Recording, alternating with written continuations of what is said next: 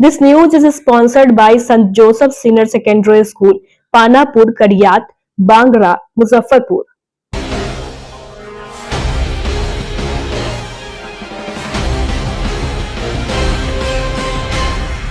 नमस्कार, मैं श्रुति और आप देख रहे हैं डेन न्यूज। खबरों को आगे बढ़ाने से पहले आइए एक नजर डालते हैं उन खबरों पर जो बनी है आज की सुर्खियां।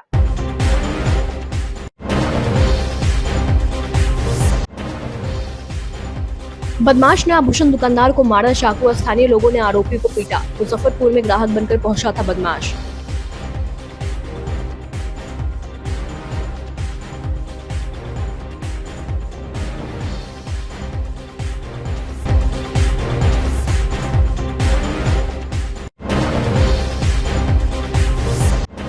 मुजफ्फरपुर में करंट लगने से युवक की दर्दनाक मौत, बिजली विभाग पर लापरवाही का आरोप।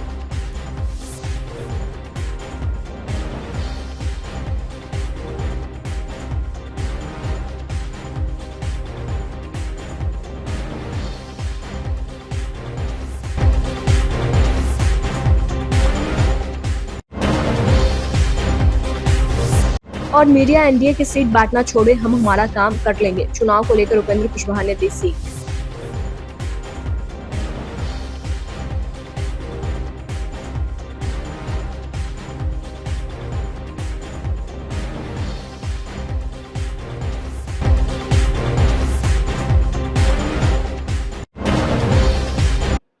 तो ये थी आज की सुर्खियां। अब खबरें विस्तार से। मुजफ्फरपुर के सोनरपट्टे स्थित माखन शाह चौक के समीप एक आभूषण दुकान में लूट के मकसद से पहुंचे युवक ने दुकानदार पर चाकू से हमला कर दिया। घटना के बाद मौके पर अफरा तफरी मच गई। दुकानदार के शोर मचाने पर स्थानीय लोग जुट गए। मौके से भाग रहे युवक की लोगों ने जमकर पिटाई कर दी, जिससे वह गंभीर रूप से घायल हो गए। सूचना पर नगर थाने की पुलिस के साथ डीएसपी टाउन सीमा देवी भी मौके पर पहुंची और आरोपी युवक को अपने कब्जे में ले लिया। जानकारी के मुताबिक माखन शाह चौक स्थित रमेश अलंकार नाम का ज्वेलरी शॉप में एक युवक खरीदारी करने पहुंचा। दुकानदार रमेश उसे सामान दिखाने लगा। इसी बीच युवक चाकू से हमला कर दिया, जिस कारण रमेश घायल हो गया। उसके शोर मचाने पर लोग जुट गए। उसके बाद युवक भागने लगा। स्थानीय लोग उसको पकड़ लिए। उसकी जमकर पिटाई की गई। उसके बाद मामले की जानकारी पुलिस को दी गई। युवक को हिरासत में लेकर इलाज के लिए सदर अस्पताल भेजा गया। युवक की पहचान शशि भूषण के पुत्र आदित्य भूषण के रूप में हुई है। पुलिस उससे पूछताछ कर रही है। दुकानदार रमेश ने बताया कि युवक आया और बोला कि पायल दिखाइए। रमेश पायल दिखाया तो युवक को पसंद आया। युवक बोला कि दूसरा दिखाइए। रमेश पायल दिखा रहा था। इसी बीच युवक सड़क पर चला गया। वापस दुकान में आया और रमेश का मुंह पकड़ लिया और चाकू से हमला करने लगा। चाकू गर्दन पर मारना चाहा, लेकिन चाकू रमेश के मुंह में लग गया। चाकू को हाथ से पकड़ लिया, जिस कारण उसका हाथ लहूलुहान हो गया। युवक लूटने के उद्देश्य से दुकान में घुसा था। बाहर में उसका 4 आदमी भी था। मेरा शोर सुनकर लोग जुटने लगे, जिसके बाद ये लोग भागने लगे। इसके बाद लोगों ने उसकी पकड़कर पिटाई कर दी। अरे हम तो व्यापारी है, आया बोला कि हमको पायल दिखाइए। पायल के दरमियान हमको कि बोला पायल हमको पसंद है। तो एक पायल दिखाएं, वो पसंद पड़ गया। बोला कि अंकल वो भी पायल उतार दीजिए ना। तो उसमें ताला बंद था। हम ताला खोलने गए, जब तक है कि वो रोड पर चला गया। रोड पर से फिर आया, फिर है कि हम जब तक ताला खोल रहे थे, जब फिर पीछे चला गया, तब कहे कि बाहर गया है। जब तक है कि फिर हमको मुंह पकड़ लिया कस के। मुंह पकड़ का चाकू से वार करना स्टार्ट कर दिया। गर्दन पर मारना चाहा, लेकिन ये जो मुंह में लग गया। ऐसे हम डांट ऐसे उसे चिल्लाए ना, तो मुंह में हमको लग गया चाकू। वो डांट समेत उखड़ गया। उस बार उस चाकू को हम इस तरह से पकड़े, हाथ में पूरा लहूलुहान, पूरा दोनों हाथ पूरा सिनौना में सब में मारे हुए हैं। अच्छा, लूटपाट के पर्पस? हाँ, लूटने के मेन खास। आप उसको पहचानते हैं क्या? बहुत पहले का। कैसे पहचानते हैं? दुकान है मालीघाट में उसका। मालीघाट में? जी। किस चीज़ का दुकान है? जेवर का दुकान है। अच्छा, तो दुकानदार हो के खरीदारी करने आया? हाँ, दुकानदार होकर खरीदारी करने आया। तो आपको लगा कि मामला संदिग्ध है, ये क्यों आया है यहाँ? नहीं, दुकान लूटने के ख्याल से आया था। उसका और 4-5 आदमी बाहर था। बार बार हाँ भाग गया। जो हल्ला हम किए ना, सारा हमारा परिवार सब हल्ला किया कि चोर चोर चोर, हम बहुत चिल्लाए। तब जाकर कि वो भागना स्टार्ट किया, सब रायचित्ती हो गया। इससे पहले कब मिले थे उससे आप? साल भर पहले मिले होंगे या 7-8 महीना पहले। उसका नाम हम नहीं जानते हैं। आपका क्या नाम है? मेरा रमेश कुमार नाम है। कुछ लूटपाट भी किया है या नहीं, वो तो धरा गया, पब्लिक मूवमेंट में तो धरा गया, पिटाई खाया। चाकू जो है वहीं पर था या अपने साथ लाया था? चाकू लेके आया था हमारे पास, वहाँ पर चाकू कहाँ से आएगा, और चाकू पूरा धार वाला चाकू है। चाकू इतना वार किया दांत पर कि उसका चाकू टूट गया। परिवार वाले घर में ही थे आप? हाँ, हमारे छत पर घर है, नीचे मकान है, आधी दुकान है। लूटपाट के पर्पज? लूटपाट के पर्पज से आया। और जो लोग उन लोग के पास भी हथियार था क्या, ऐसा कुछ देखे? और हम नहीं देखे, हम तो जी कि हम इतना ना वार करने स्टार्ट कर दिया, परेशान थे। मतलब चाकू मार के लूट के पर्पज? जी जी। अभी तुरंत सूचना मिली है कि माखनलाल चौक है जो उसके पास एक रमेश अलंकार करके दुकान है, उनके जो ओनर है रमेश, उनके साथ चाकूमारी की घटना हुई है। कस्टमर बन के एक लड़का आया है जिसने चाकू दिखाया है, अभी जितना इनके परिजनों के द्वारा बताया गया है। अभी घायल से बात करके जो पता चलेगा आगे जो इंक्वायरी होगी हमारी, इन्वेस्टिगेशन करेंगे उसमें। अभी जिस एक लड़का पकड़ाया है जो घटनास्थल से पकड़ा है, उनका दावा है कि यही लड़का है जिसने चाकू मारा है। बाकी जो ओनर है जो रमेश अलंकार के, उनसे पूछताछ के बाद क्लियर रहेगा कि वही लड़का था कि कोई और आया है। और चाकू का खाली आगे का हिस्सा में प्राप्त हुआ है, अभी हम और खोजबीन कर रहे हैं। किस पर्पज से आया था यहाँ पे? कुछ पर्पज चाकूमारी जिस तरह से चली तो हो सकता है लूट का प्रयास किया गया है, लेकिन कोई चीज़ अभी उठाई नहीं है दुकान से, तो लूट का प्रयास ही करेंगे। दुकानदार भी घायल है? दुकानदार ही घायल हुए हैं क्योंकि अकेले बैठे थे, उनके साथ मुक्का उक्का मार के पहले नाक पे हमला किया गया, फिर चाकू कह रहे 3-4 जगह लगा। अभी हॉस्पिटल जाके हम वस्तु स्थिति पता करेंगे। मुजफ्फरपुर के साहिबगंज थाना क्षेत्र के नगर परिषद अंतर्गत मकड़ी टोला वार्ड संख्या 25 में रविवार की दोपहर एक दिल दहला देने वाली घटना सामने आई है, जहां बिजली के पोल में अचानक करंट आ गया और उसकी चपेट में आकर 15 वर्षीय किशोर की मौके पर ही मौत हो गई। मृतक की पहचान मकड़ी टोला निवासी बलिंद्र सहनी का पुत्र गोलू कुमार के रूप में हुई है। हादसे के बाद अफरा तफरी मच गई। स्थानीय लोगों ने आनन फानन में गोलू को इलाज के लिए सामुदायिक स्वास्थ्य केंद्र पहुंचाया, जहां डॉक्टरों ने परीक्षण के बाद उसे मृत घोषित कर दिया। घटना की सूचना मिलते ही पुलिस मौके पर पहुंची और शव को पोस्टमार्टम के लिए भेज दिया। इस हृदय विदारक हादसे से परिजनों का रो रो कर बुरा हाल है और पूरे मोहल्ले में मातम का माहौल है। इधर वीआईपी पार्टी के प्रदेश प्रवक्ता इंजीनियर राजेश सहनी भी सीएचसी पहुंचे और पीड़ित परिवार से मुलाकात कर संवेदना व्यक्त की। उन्होंने तत्काल आर्थिक सहायता प्रदान की और प्रशासन से घटना की निष्पक्ष जांच की मांग की। यह घटना फिर से सिस्टम की लापरवाही को उजागर करती है, जिसमें समय पर ध्यान न देने की कीमत एक मासूम को अपनी जान देकर चुकानी पड़ी। उतर की पोलवा रहा धले लगा बच्चा जाके वही में रह सब कोई घरे घरे सुतल लग, अब जाके वही में झूल गए। पोल पकड़ लिया था? हाँ, पोल के पहले गियर दब लिया, बिजली के पोल में करंट वही धर लिया बच्चा। हम लोग नींद से सुता है यहाँ पर दरवाजा का बगल में पोल है, घूमने ऐसा ही बच्चा लग गया, दौड़ के गिया धर लिया, गिर गया, उसी में सोच ले रह गया, कोई रहा नहीं। क्या नाम है लड़का? गोलू। उम्र कितना होगा? 15-14। 16 साल के बाद। पिताजी का नाम? बलिंदर। 15 साल 16 साल मकड़ी टोला साल भर के रहे हैं, मनी का शादी के बारी। आपका नाम क्या होगा? आपका नाम क्या है? नायक सोनी पोता है। देखिए, अभी जैसे कि आप सूचना मुझे मिली है, तो मुजफ्फरपुर था जिस सूचना मिली है, मैं साहिबगंज सरकारी अस्पताल में भी आया हूँ। और गोलू कुमार जो 13 से 14 वर्ष के जो बच्चे हैं, उनकी मृत्यु करंट लगने से हुई है। और ये लगातार आप जान रहे हैं कि लगातार बिजली विभाग के द्वारा बिजली से लगातार हमारे क्षेत्र में इस तरह घटनाएं घट रही है। पिछले 15 से 20 दिनों में मेरे ख्याल से तीसरी घटना है। और कितनी बड़ी लापरवाही है बिजली विभाग की कि जहां पोल है और पोल के बगल से अर्थिंग निकला है, उसमें बच्चा सट रहा है और मर जा रहा है। इससे पहले एक मवेशी भी सा सटा हुआ था। लेकिन बिजली विभाग की कहीं ना कहीं लापरवाही है। जो भी प्रशासन है उनको ध्यान देना चाहिए।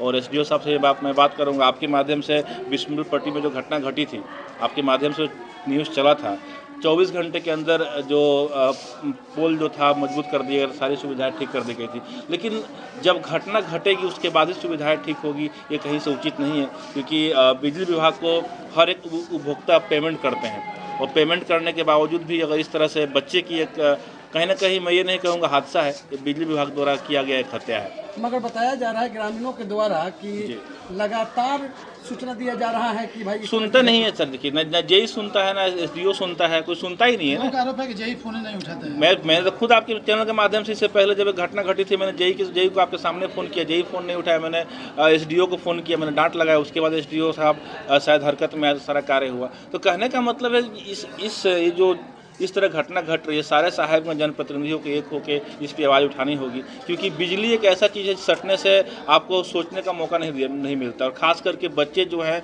वो कहीं ना कहीं घूमते रहते हैं, और जो तार जो जर्जर स्थिति में, पोल जर्जर स्थिति में, कहीं बांस पर पोल तार गया हुआ है, और ये जो बिजली विभाग के लोग जो घूमते हैं पैसा वसूलते हैं, कहीं ना कहीं लोग गरीब लोगों पे अन्याय करके कि भाई ये चोरी से जला रहे हैं, ये कर रहे हैं, वो कर रहे हैं, तो जो घूमते हैं तो ये भी चीज़ देखना चाहिए कि कहाँ बिजली का खंभा मजबूत है, कहाँ तार सही है, कहाँ बांस पे जा रहा है। आज तो एक बच्चे की मृत्यु हो गई, आप उस बच्चे को वापस तो नहीं कर सकते हैं।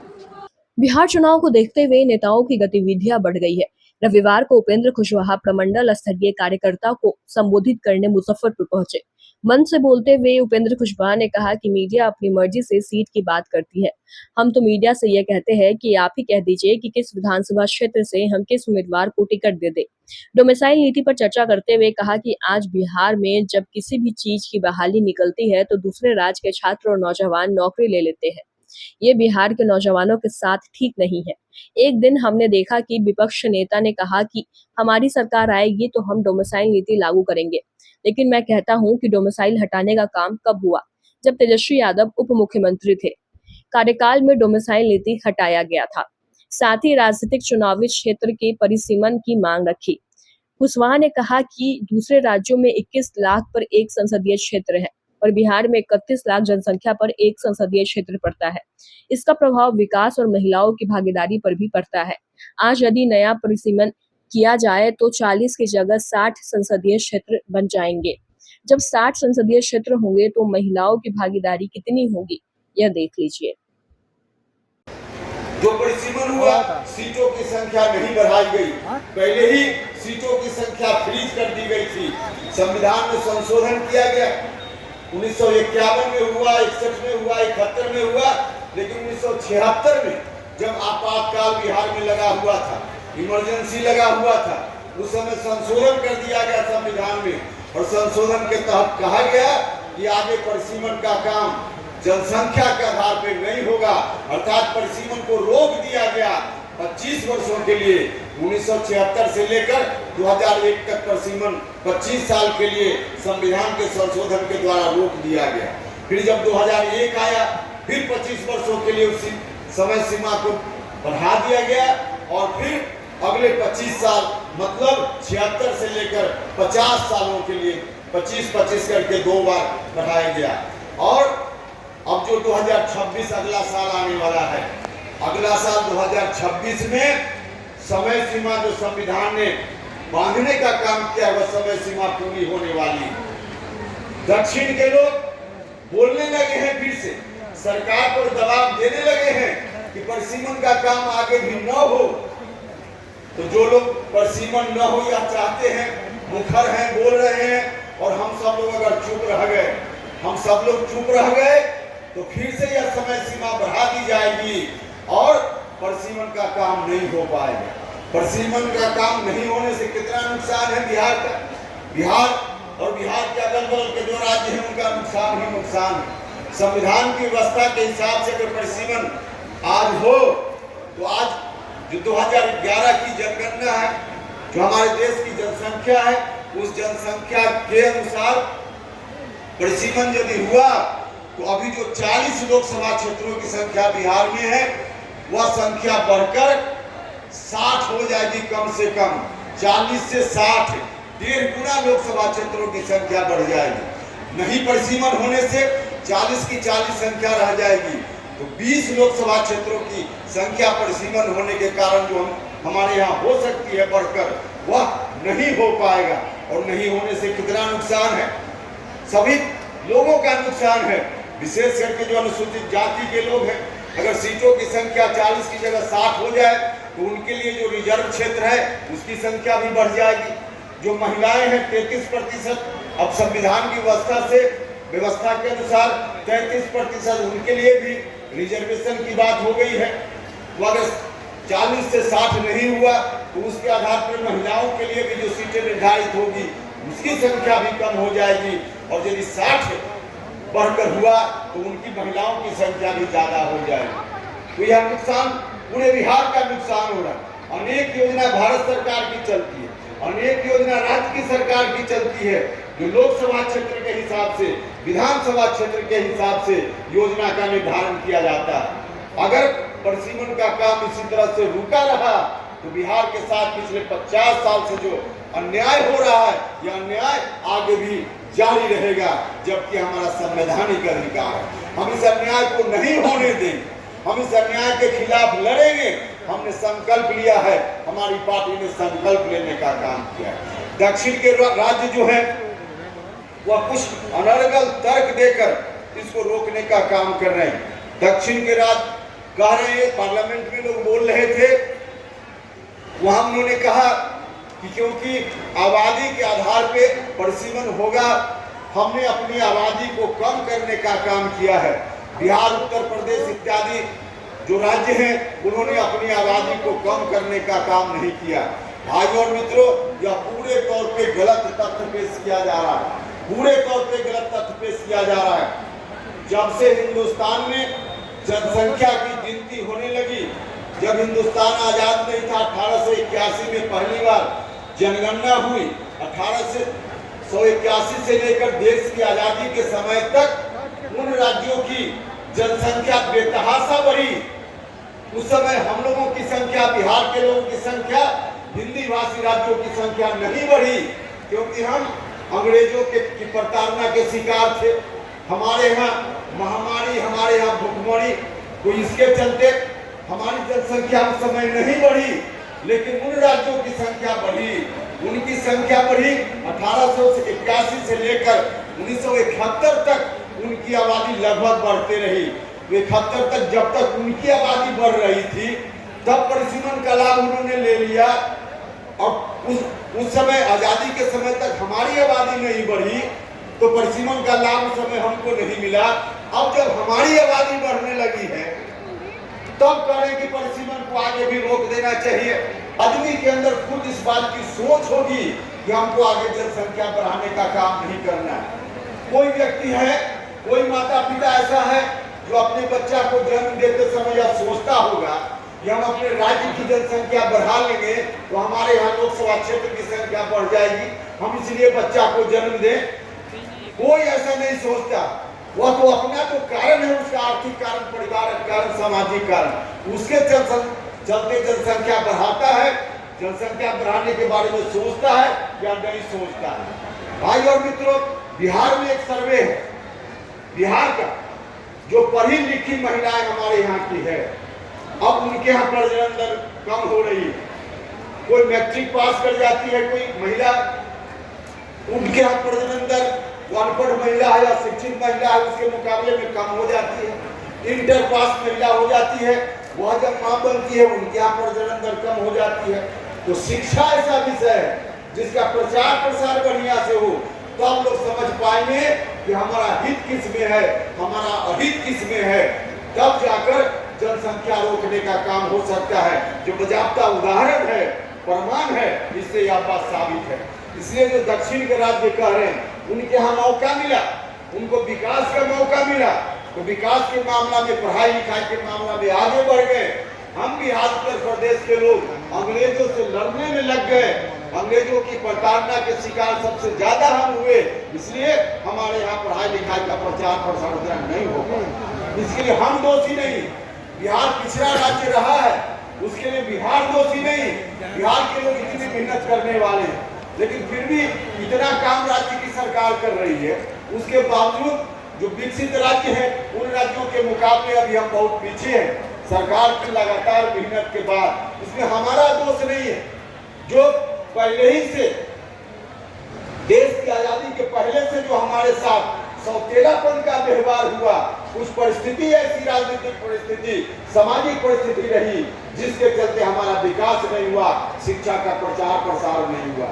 जो हमारा अधिकार है, संविधान ने अधिकार दिया है देश का संविधान कहता है कि प्रत्येक 10 साल पर जनगणना होगी और उस जनगणना के आधार पर लोकसभा क्षेत्र और विधानसभा क्षेत्र का परिसीमन होगा और उसके आधार पर 3 बार आज़ाद हिंदुस्तान में 51, 61 और 71 में उस समय की जनगणना के बाद की आबादी के आधार पर परिसीमन हुआ, सीटों की संख्या बढ़ी। लेकिन 1976 में संविधान में संशोधन करके परिसीमन को रोक दिया गया और वह परिसीमन रुका हुआ है 2026 तक। 26 में उसकी समय सीमा समाप्त होने वाली है। लेकिन दक्षिण के कुछ राज्य फिर से इस बात के विरोध में लग गए हैं, दबाव बनाने में लग गए हैं भारत की सरकार पर कि परिसीमन का काम आगे भी न हो। लेकिन इससे हम लोगों का बिहार के अगल बगल के राज्यों का बहुत ही नुकसान है। संविधान के अधिकार के हिसाब से अगर परिसीमन होगा तो बिहार में लोकसभा क्षेत्रों की संख्या आज की जनसंख्या के हिसाब से कम 40 की जगह 60 हो सकती है। लेकिन अगर नहीं परिसीमन हुआ तो नुकसान हमारा हो रहा है और आगे भी नुकसान होगा। सीटों की संख्या बढ़ेगी, उससे हमारे प्रतिनिधि ज़्यादा जाएंगे दिल्ली जीत करके। जो अनुसूचित जाति के लोग हैं उनकी संख्या उसमें उनका प्रतिनिधित्व बढ़ेगा, महिलाओं का प्रतिनिधित्व बढ़ेगा। इसलिए जो संवैधानिक अधिकार हमारा है उससे वंचित करने की फिर से कोशिश हो रही है और इसी कोशिश के खिलाफ हमने अभियान छेड़ा है और इसी को लेकर के आज मुजफ्फरपुर में महारैली का आयोजन हुआ और आपने देखा कि अपार सफलता इस महारैली को मिली है और बड़ी संख्या में लोग यहाँ आए और इस मुद्दा का लोगों ने समर्थन किया। सर, विधानसभा चुनाव को लेकर अब आगे क्या रणनीति होगी, कितने सीटों पर लड़ेगी? कहा जा रहा है कि यह जो रैली है वो एक शंखनाद है। किस बात का शंखनाद है? चुनाव का शंखनाद है आपके तरफ। आपको जो अर्थ लगाना हो आपका विषय है, हमने बता दिया कि क्या मकसद इस रैली का। सर, आगामी विधानसभा चुनाव किसके नेतृत्व में लड़ी जाएगी? माननीय मुख्यमंत्री नीतीश कुमार जी के नेतृत्व में लड़ना है। तो पहले ही से कितनी बार बात यह कही जा चुकी है। तो सीटों को लेकर सर क्या बार्गेनिंग है, कितना सीटों पर आपकी पार्टी दावा करेगी सर? अब कितनी सीटों पर हम दावा करेंगे, जहां दावा करना है वहां करेंगे ना। आपको बताने से कोई लाभ हो तो आप बता दीजिए, तो तब आपको हम बताएं। आपको बताने से तो नुकसान नहीं हो जाएगा, तो क्यों बताएं हम आपको। नरेंद्र मोदी आने वाले हैं बिहार में, इसके बारे में क्या कहना है? हाँ, प्रधानमंत्री जी तो आते ही रहते हैं। इतना लोकप्रिय जनप्रिय प्रधानमंत्री पहली बार है जो दिल्ली में सिर्फ नहीं रहते, दिल्ली से योजना नहीं बनाते, जाते हैं लोगों के बीच, सब राज्य में जाते हैं। बिहार में अभी कुछ दिन पहले आए थे शाहबाद की धरती पर, उसके पहले मधुबनी आए और सिवान आने वाले हैं। तो बहुत ही अच्छा कार्यक्रम है, आना ही चाहिए उनको। सर, बिहार में कुछ आपराधिक घटनाएं बढ़ गई है, खासकर बच्चियों के साथ रेप के बाद हत्या हमला हुआ है। देखिए, घटना हुई है, हम भी इसे एडमिट करते हैं, लेकिन घटना के बाद प्रशासन का जो दायित्व है उस दायित्व का निर्वहन प्रशासन कर रहा है। मुजफ्फरपुर के जुरन छपरा स्थित महेश बाबू चौक पर स्वर्गीय महेश प्रसाद सिंह की जयंती धूमधाम से मनाई गई। मौके पर शहरी विधानसभा के संभावित प्रत्याशी डॉक्टर गौरव वर्मा ने अपने सैकड़ों समर्थकों के साथ महेश बाबू के प्रतिमा पर फूल माला अर्पित कर उनको याद किया। वे बिहार सरकार के पहले मुख्यमंत्री श्री बाबू की सरकार में पहले सहकारिता मंत्री बने थे। इस दौरान वहां उपस्थित लोगों ने उनके जीवन पर प्रकाश डाला और बिहार और शहर की राजनीति में उनके योगदान और शहर को दिए गए उनकी उपलब्धि को लोगों ने याद किया। वहीं मीडिया से बातचीत करते हुए डॉक्टर गौरव वर्मा ने बताया कि स्वर्गीय महेश बाबू की 125वीं जयंती हर्षोल्लास के साथ मनाई गई है। उनके आदर्शों को अपने जीवन में लाए, यही उनके लिए सच्ची श्रद्धांजलि होगी। महेश बाबू की आज जयंती है, तो ये डॉक्टर गौरव भाभी विधानसभा उम्मीदवार के तरफ से किया गया है, जिसमें हम लोग सहयोग बस इनका साथ देने के लिए उपस्थित हुए हैं और ये बहुत अच्छे ढंग से संपन्न हुआ आप लोग के सहयोग और आशीर्वाद से। अब आगे इनकी शक्ति मिले कि ये और आगे अच्छे ढंग से विजय पथ पे चले। 125वीं पुण्यतिथि पे हम लोग यहाँ पे सब लोग इकट्ठे हुए हैं और काफ़ी हर्षोल्लास से यहाँ पे उनकी पुण्यतिथि मनाई गई है और उनके आदर्शों को हम लोग अपने जीवन में लाएं, यही हम लोग के लिए सबसे बड़ी बात होगी, यही हम लोग के लिए सबसे श्रद्धांजलि होगी उनके लिए। धन्यवाद। समाज के सभी प्रबुद्ध लोग शामिल हुए हैं जी। आज हमारे मुजफ्फरपुर के खासकर जुरन छपरा के सारे प्रबुद्ध जन, हमारे भैया सब लोग यहाँ पे शामिल हुए हैं और काफ़ी अच्छा यहाँ पे उत्साह भी लोग महेश बाबू जी के प्रति सब लोग का आदर सम्मान सब लोगों को खींच के यहाँ पे लाया है। हिंदू रक्षा सेना मुजफ्फरपुर के आमगोला स्थित जूही प्रीतम के आवास पर एक बैठक आयोजित की गई, जिसमें निर्णय लिया गया कि आगामी 5 जुलाई से 7 दिनों के लिए श्रीमद् भागवत कथा का आयोजन किया जाएगा। इस अवसर पर मौजूद हिंदू रक्षा सेना के राकेश पटेल ने कहा कि हम लोग हर वर्ष श्रीमद् भागवत कथा करवाते आ रहे हैं। इसी कड़ी में इस वर्ष भी घनौर छावनी को कथा स्थल के रूप में निर्मित किया जा रहा है और यहीं पर बाल कथावाचक पीयूष गिरी जी महाराज द्वारा कथा की रसधारा बहेगी। कथा करवाने के पीछे का उद्देश्य है कि सनातन धर्म की रक्षा हो और लोगों में धर्म के प्रति आस्था जगे। कथा समिति द्वारा सभी लोगों के लिए उचित प्रबंध किया गया है, सुरक्षा की व्यवस्था की गई है, अन्य जगहों से आने वाले लोगों के लिए रहने खाने का प्रबंध किया गया है। हम लोग आशा करते हैं कि हमारी कमेटी इस भागवत कथा को सफल रूप से संचालित कर भक्ति रस की धारा को मुजफ्फरपुर जिले में बहाने का काम करेगी। आज हिंदू रक्षा सेना की एक बैठक आयोजित की गई है हमारे जूही प्रीतम जी के आवास पे। इस बैठक का उद्देश्य यही था कि हम लोग विगत कई वर्षों से प्रत्येक साल श्रीमद् भागवत कथा का आयोजन करते आ रहे हैं। इसमें हर साल हम लोग नए कथावाचक को मौका देते हैं और कथा कराने का उद्देश्य हमारा यही रहता है कि हमारे समाज में, हमारे देश में भक्ति भाव बना रहे, लोगों में आपस में प्रेम जगा रहे, धर्म के प्रति लोग सजग सतर्क रहे, उस धर्म में लोगों को आस्था जगती रहे। इसलिए हम लोग हर साल श्रीमद् भागवत कथा का आयोजन करते हैं। यह कथा हमारा 7 दिन का होता है, 7 दिवसीय कथा होता है और इस कथा में दूर दूर से लोग आते हैं। जो भी लोग यहाँ आते हैं उनके हम लोग रहने होने का भी उचित प्रबंध करते हैं। जो भी कथा स्थल पे आते हैं उनकी सुविधा का सारा ख्याल हम लोग करते हैं। हमारे जो वॉलेंटियर लोग हैं वो लोग इसकी निगरानी में भी रहते हैं। और कथा के आयोजन में अभी मीटिंग में अभी सब लोग तय किया है, तिथि निर्धारित कर दी गई है 5 जुलाई। 5 जुलाई से यहाँ कथा आरंभ होगा। कथा का जो स्थल है वह है पड़ा पोखर जय किशोर निवास धनौर छावनी। इस धनौर छावनी के नाम से यह जगह काफ़ी प्रसिद्ध रहा है, इसलिए इससे पूर्व भी हमने यहाँ कथा कराया है। इस जगह पे हम लोग अब दूसरी बार कथा करा रहे हैं, लेकिन इसी के आसपास हमने अभी तक 5-6 कथा हम लोग अभी तक करा चुके हैं। और कथा में हमारी नई टीम अभी बन गई है। टीम के सभी लोग सहयोग कर रहे हैं और सबका सहयोग रहेगा। कथा 7 दिन कंटिन्यू चलेगा। कथा का समय हमारा है 5 से 8।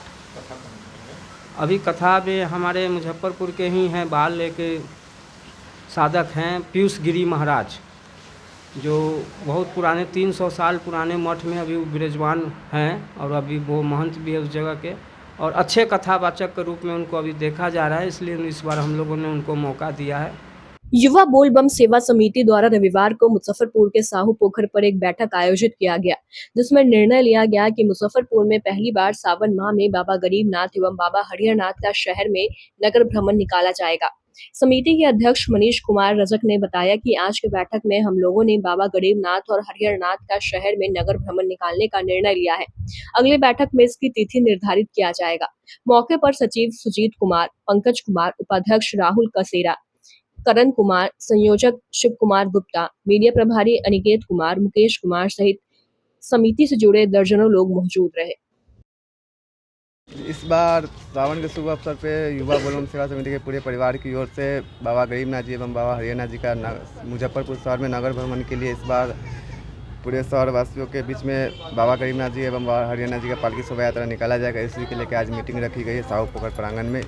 युवा बोल बम सेवा समिति के तमाम सदस्य के द्वारा निर्णय लिया गया कि इस सावन के शुभ अवसर पर निकाला जाएगा।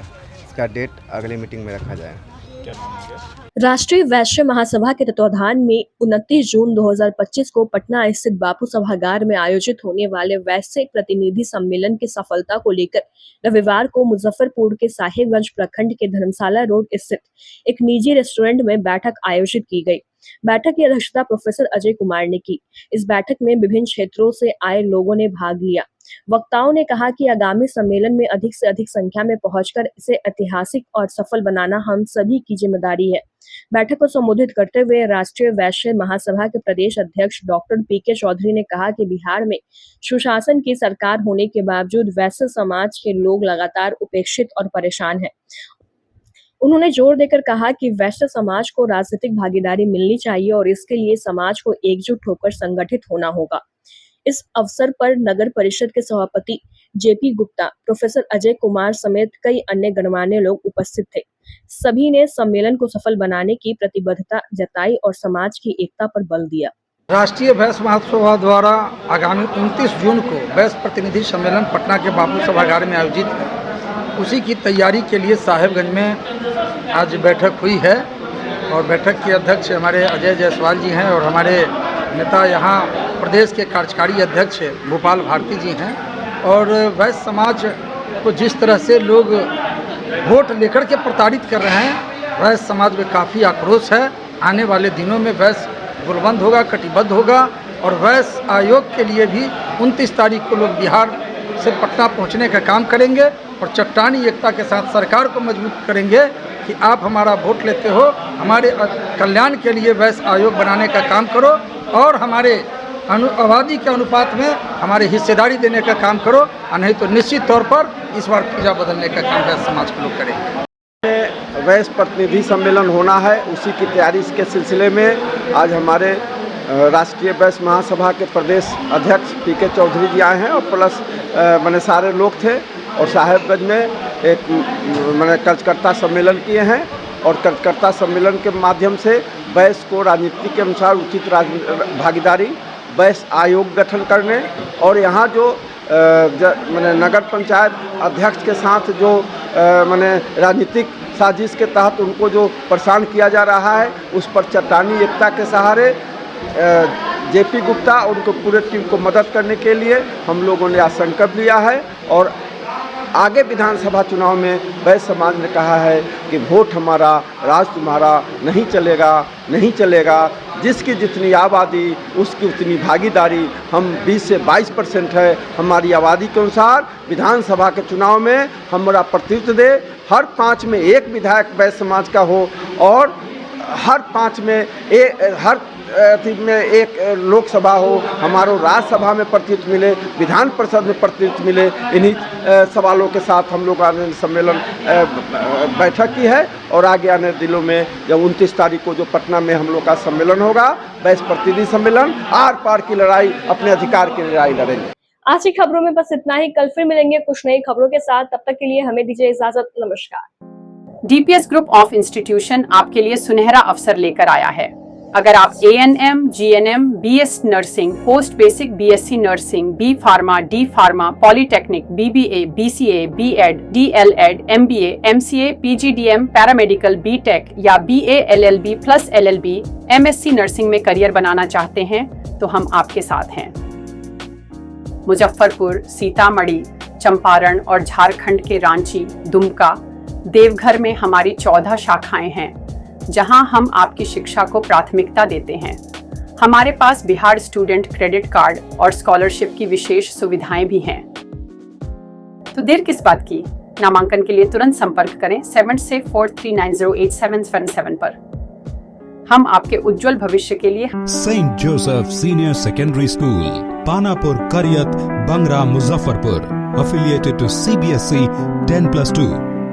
Co-education. The school maintains a very efficient team of teachers equipped with physics, chemistry, biology, maths and computer lab. Career-oriented classes through counseling from Standard 6. Skill development through yoga, dance and music. Route-wise vehicle facilities available. Separate hostel facilities for boys and girls. School is always ahead in participating cultural, literacy and other similar activities both at city and state level.